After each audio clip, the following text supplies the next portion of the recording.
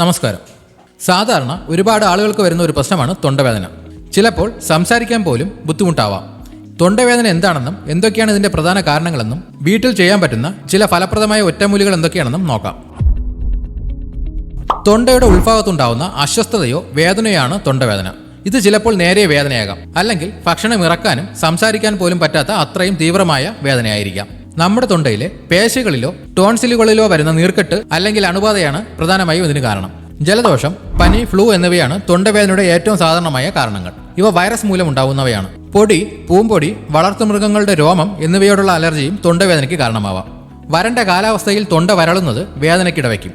ആമാശയത്തിലെ acid അന്നനാളത്തിലൂടെ തൊണ്ടയിലേക്ക് എത്തുന്നത് തൊണ്ടയ്ക്ക് നീറ്റലും വേദനയും ഉണ്ടാക്കാം. ഉച്ചത്തിൽ സംസാരിക്കുന്നതും പാടുന്നതും തൊണ്ടയ്ക്ക് ആയാസം ഉണ്ടാക്കി വേദനയ്ക്ക് കാരണമാവാം. ഒരു ഗ്ലാസ് ചൂടുവെള്ളത്തിൽ 1/2 ടീസ്പൂൺ ഉപ്പ് ചേർത്ത് നന്നായി ഇളക്കുക. ഈ വെള്ളം ഉപയോഗിച്ച് ദിവസവും 3-4 തവണ കവിൾക്കൊള്ളുക.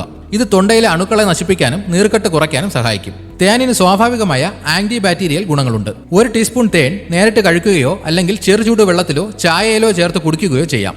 ചുമയും തൊണ്ടവേദനയും കുറയ്ക്കാനും ഇത് നല്ലതാണ്. ഇഞ്ചിക്ക് ആന്റി ഇൻഫ്ലമേറ്ററി ഗുണങ്ങളുണ്ട്.